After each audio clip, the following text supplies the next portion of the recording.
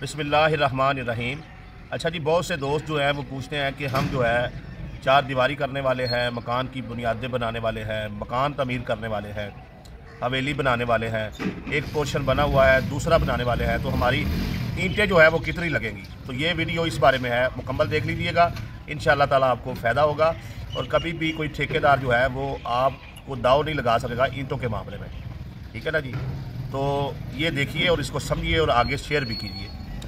ये देखें, ये एक ईंट की अगर इस तरीके से दीवार हो, ये इतनी चौड़ी दीवार हो एक ईंट की चौड़ाई की, तो इसको 4.5 इंच की दीवार जो है वो कहते हैं, ठीक है। 4 इंच का भी पर्दा इसको बोलते हैं, लेकिन 4.5 इंच की ये दीवार जो है वो होती है। अब अगर इसके साथ ये एक और ईंट लगा दी जाए तो इतनी चौड़ी जो दीवार होगी उसको हम 9 इंच की चौड़ी दीवार बोलेंगे, ठीक है जी। ये 9 इंच चौड़ी दीवार हो गई, ठीक है जी। अब आगे आ जाए, एक ईंट जो है अगर इसके साथ और लगा दी, इसको जो है आम तौर पे रूटीन में 13 भी बोलते हैं, ये 13.5 इंच जो है ये दीवार हो गई, ठीक है जी।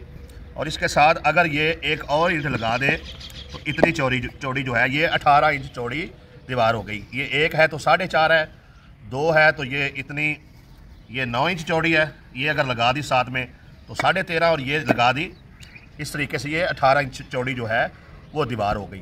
अब हम आपको 2-3 दीवारें दिखाएंगे, आपने खुद से भी देखना है, हम भी बताएंगे वो दीवारें जो है वो कितनी चौड़ी है जी। अच्छा जी, ये एक आप दीवार देखें, ठीक है जी। अब आप खुद भी इसका अंदाज़ा लगाएं, मैं भी बताता हूँ। ये 9 इंच है और ये 4 इंच है, ठीक है जी। तो इस तरीके से ये 13.5 इंच चौड़ी जो है वो दीवार है। अच्छा जी, ये आप दीवार देखें। अच्छा, ये आप देख सकते हैं कि एक ही ईंट लगी हुई है, ठीक है ना। तो ये 4.5 और ये 4.5, ये मुकम्मल एक ईंट लगी है, तो 9 इंच चौड़ी ये दीवार हो गई, ठीक है जी। अच्छा जी, अब मैं आपको समझाता हूँ कि अगर आप मकान तमीर कर रहे हैं तो उसकी ईंटें जो है वो कैसे आपने निकालनी है, कि कितनी लगती है। मिसाल दे के समझा देता हूँ। इसी हिसाब से घर की दीवारें 5 हैं, 7 हैं, 10 हैं, आप हर दीवार की पर लगने वाली ईंटें जो हैं वो निकाल सकते हैं।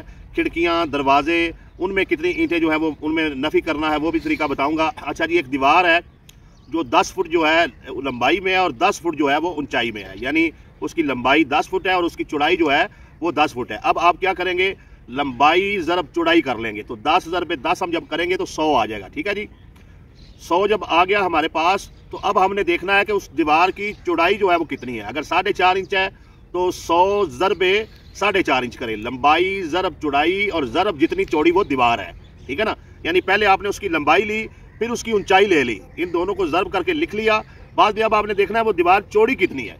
4.5 इंच चौड़ी है तो 100 ज़रब 4.5 करेंगे तो वो 450 ईंट लगेगी। यानी अगर 10 फुट लंबी, 10 फुट चौड़ी, 4.5 इंच चौड़ी जो है वो दीवार होगी तो वो 450 ईंट उस पर लगेगी।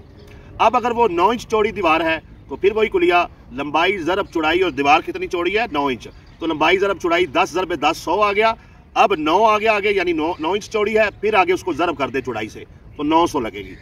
इसी तरीके से अगर वो 13 इंच जो है वो चौड़ी है, 13.5 इंच है, तो आप वो जो लंबाई ज़रब चौड़ाई ज़रब 13.5, तो ये 13.5 100 इंच लग जाएगी।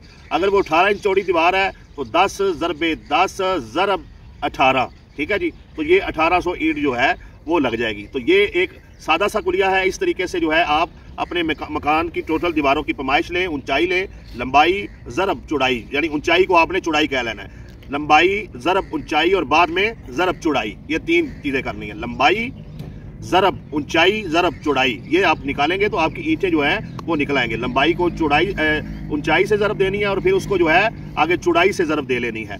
अच्छा, अब इसमें आ जाता है कि जो दरवाजे और खिड़कियाँ और इस तरह से जो जगह बचती है तो उनकी ईंटें बीच में से मनफी कैसे करनी है। ठीक हो गया जी। अब आप ये समझे, एक दीवार है 10 फुट जो है वो लंबी है और 10 फुट वो ऊंची है, और उसमें एक दरवाज़ा लग गया है।